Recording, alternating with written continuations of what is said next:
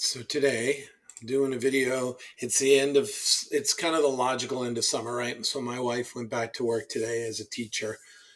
She's been out for a couple months. We've had a good time. We've gone on we went on a 2 week vacation to the West. We went and did our shore vacation for 8 days. Now that we're kind of rolling into the fall, we'll start trying to do, like some 2 day, 3 day kind of stuff where we go away for weekends, things like that. But what I wanted to do, there's a whole bunch of thoughts that I have over from the summer, but the one of the things being how this is a financial channel that I wanted to share with people, which you're kind of seeing right here, is um like so in retirement, right? You can focus on one of two. Well, there's three major things there's lots of things you focus on, but you can look at income, you can look at expense, and then I think that one of the most important, you should look at vacations and how you're going to spend time, with family. So there's not tons you can do on income, right? For me, because I'm a super conservative guy, you can do some Roth conversions, which we've done videos on. You can do, um, you can move your investments around, which we'll do videos on, even as I'm making different moves in my investments, but, vacations, those are just fun. It's so much fun. Like right now we're starting to plan our Alaska vacation next year on a cruise.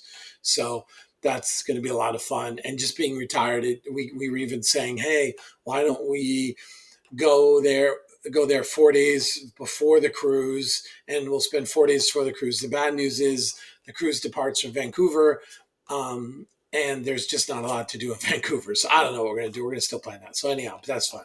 But one of the things that I found over the summer that got a little bit, um, I don't know, not difficult's the wrong word, but just kind of feeling like I was out of control with it, was tracking the spending, which leads us to our, the third thing you keep track of, tracking the spending for vacations. We also went on a few weddings. We had gifts that we were giving away, like, not giving away, things we were giving away for gifts, for weddings, things like that. So I just kind of started to get a little frustrated with managing that, like specifically with vacations. Like when we went on our one vacation to the West, there was a lot of, nightly hotels, food, stuff like that, that was starting to frustrate me a little bit with where I had it put. And same with Wildwood. We go to Wildwood, New Jersey for vacation. We're buying dinners, we're going shopping. We hang out on the beach most of the time. There's not nearly as many expenses. So what I did some different things all around electronic banking. Not big, they're not significant, but they did make life a lot easier for me. So I thought it'd be good to share with you guys. So the first lesson to be learned is, for me, it's important to have my credit card. One, don't be afraid of electronic banking.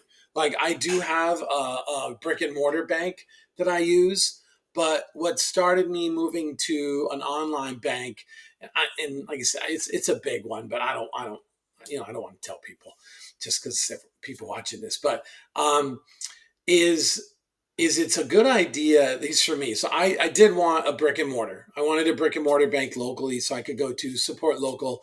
But what started me with the online banking is the interest rates are so much better. So probably probably 4 years ago or whatever, I actually started up banking on the same bank that my credit card was with, which actually turned out to be really convenient now. And I'll tell you why in a few minutes. So when I retired, and there's been a video on this, I kind of broke things down into different types of bills that I would be paying, and created accounts for them. So the first thing I did was I created an account for things that should wash out to zero, which you see here, things like property taxes, water, car insurance, things like that. Homeowners insurance. Those are things that I'm going to fund in the beginning of the year, and they're going to draw down. But I used to have, um, and okay, well, we'll just keep going. I don't get distracted. Then I had an account of things that like accumulate. So house repairs, appliances, car repairs, things that may or may not happen. And those are things that I want to track the accumulation of them. So I knew I needed separate accounts for this, because if you try and do all this in a spreadsheet, it's just ridiculous. and it just didn't work. But there was a part of me that when I creating an electronic account is, it takes like 5 minutes. It's nothing like going down to your bank, signing papers, blah blah blah. Once you have one account, which may take a couple days, then making additional accounts is a piece of cake. But even when I did my first set of accounts a year ago, I was a little hesitant to to create a whole bunch of accounts. And when I say a whole bunch, I'm probably looking at like 8 or something like that. So what I did was, in my cumulative accounts, I ended up putting in gifts. I ended up putting in vacations, and to be honest, it became a real headache for me, because what I want to be able to do, one is I don't want to have to create a bunch of spreadsheets. Like this spreadsheet, I look at like once a year. I mean, I'll look at it occasionally, but I want to get to the point where I don't have to look at this spreadsheet except for at the beginning of the year when I'm funding these accounts. So what was happening to me is, I would I let's just look at the process. So we get back from vacation, I put as much as I can on the credit card, and then what I do is, and I had a video on this too a little bit, is I'll go through and I'll say, okay, I spent whatever, let's just say $5,000 in all these credit cards. Because the great thing is, when you're on vacation, pretty much everything in that time frame is for vacation. So what I'll do is I'll say, okay, what was my total there? And since it's all on the credit card for the most part, what I'll do is I'll go and say, okay, how much how much did we spend for our Midwest trip? And there's an easy way to answer that, right? I go out to my credit card statement and I add them all up, which is pretty easy to do for the most part, because you're looking at a period of time. And and I say, okay, that's how much needs to go from vacation. So now I want to remember that. So what I would do is I would go to my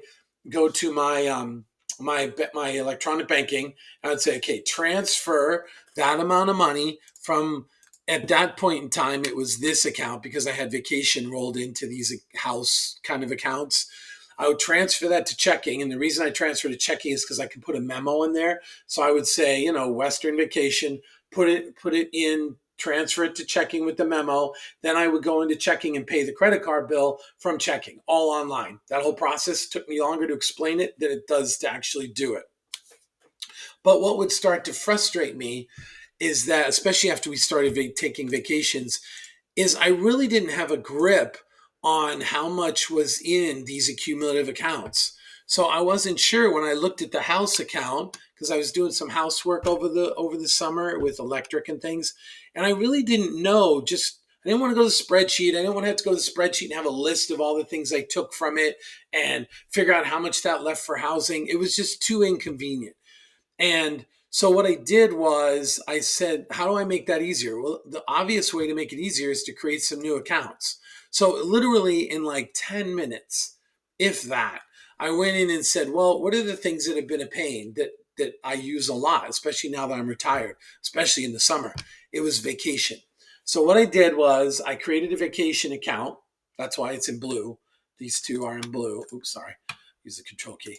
These two, every different color represents a different account. So I created a vacation account, figured out how much was in here from vacation using a spreadsheet and stuff, which I won't have to do that again. And I transferred that amount into into that account, which again takes me longer to say it than it took me to do it. So now a couple really nice things happen. And I did the same thing with gifts, because I had gifts in here too. So I found out, I calculated how much was left on gifts and transferred it over. And all this sounds so much harder than it is. But now, what's so nice about this, and this is how I'm going to do it going forward, is instead of me having, because you can even look here. So you'll see in these notes, I had to start like keeping track of things that came out. So I would know, I'd be like, hey, some of this went to vacation, some of it went to here. And so I had a lot of things that were in this account that were very confusing. So what I can do now is, it's really simple, right?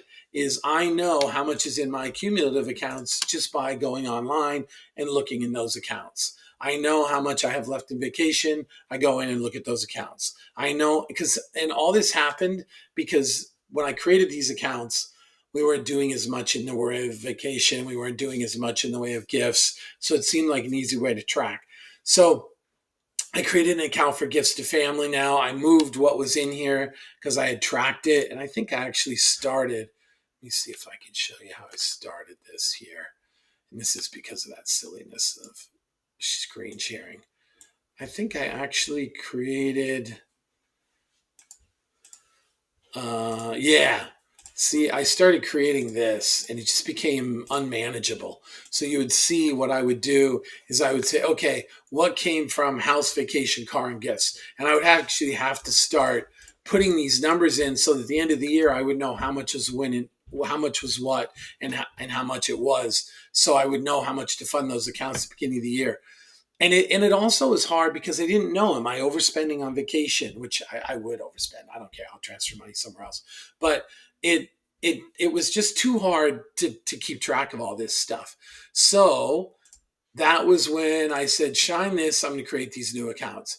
Now it's super easy. It's also super easy when I go over because essentially what I've done is I've almost created the envelope system inside of electronically. So at the beginning of the year, I fund all these accounts with what they're supposed to have. And then it's real easy. I know when I'm over, right? Because I'm going to be like, hey, I don't have any more money in vacation.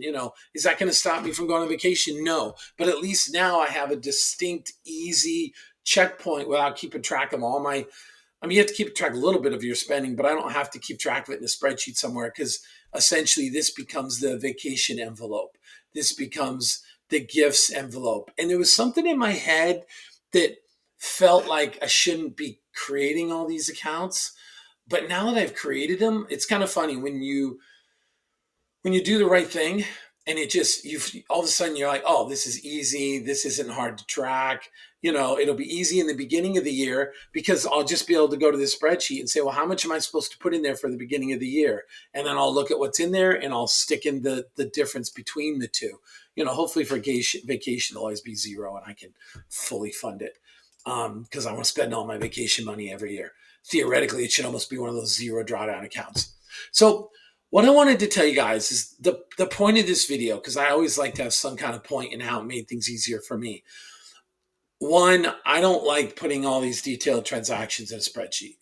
Yes, I don't mind keeping track of all this stuff, the the day-to-day spending stuff, but Rocket does a lot of that for me. So this is like my month-to-month stuff, right? Stuff where I can basically say, hey, am I on track every month? And I kind of use Rocket for all that stuff because I don't want too much to keep track of. But for my big items, which are my surprise items or my big spend items, like the house, property taxes, vacation, gifts, summer, Beth going away. Beth doesn't work in the summer, which really worked out great. So even though this is the budget, which is kind of a cool thing, I was going to make a video of this. I still may. One of the cool byproducts of summer vacation is when you go away on summer vacation, you take all that money for the vacation budget, which is cool because then you're not spending the other budgets like food and stuff like that. So I end up actually saving some money. And so at the end of the year, I actually came out where I have like five. I should have, Beth out, it's like $10,600 that I put in there. And I ended up still having five and a half grand left over in that account, which is great. So think of it like electronic envelopes, right? And you can do this. It doesn't cost you anything. It's easy. There's no cost to the accounts. There's no cost when it goes to zero. But I just found this to be real easy. Like, it would be so much funner, but I won't do it. I would love to just pull up my banking page, not my banking website, and show you how easy this is. Because essentially, I use for the most part one credit card to pay everything, and in that same bank, I set up all these accounts because I pretty much pay for everything with a credit card, except for some things that are mutually exclusive cash, or sometimes at a restaurant. But that usually comes out of miscellaneous expenses anyway, so I'll go to the bank and draw it down. But it made my life a lot easier. And don't be afraid. One, it's so important to track. You should know. You should know your spending. You should know if you're in budget. Because you're basing your whole plan on whether you're going to make it retirement based on that. But don't be afraid to create these accounts. I just found myself hesitant, and then I created 2 new accounts. It took me 15 minutes and saved me a lot of time and effort. So just telling you what I've got. I'll probably do a couple more videos based on some stuff we did on the summer and just how it was. I just spoke with someone who's probably like, I don't know, 12, 13 years older than me. And it's just so important to retire. Like her husband had, got cancer when he was like in his 60s or something. And then they fought that. And then he got out of that and he had a stroke. So you just don't know what's going to happen, you know? And of course, she's kind of his long term care. So I actually thought she would be a great person to interview just to kind of give everyone a perspective on one, how important it is to plan. Two, don't wait till everything is just like absolutely 100% perfect. I got all this money for a long term. Not me. I'm saying don't wait till the plan's perfect, meaning, well, I got to have all this stuff in case this stuff happens because, that's a big life regret. So, hey, again, thanks for listening. I appreciate it so much. I noticed the viewership's going up. That's so great. I'm going to try and keep my stuff meaningful, authentic, and hopefully valuable to you guys. So, have a great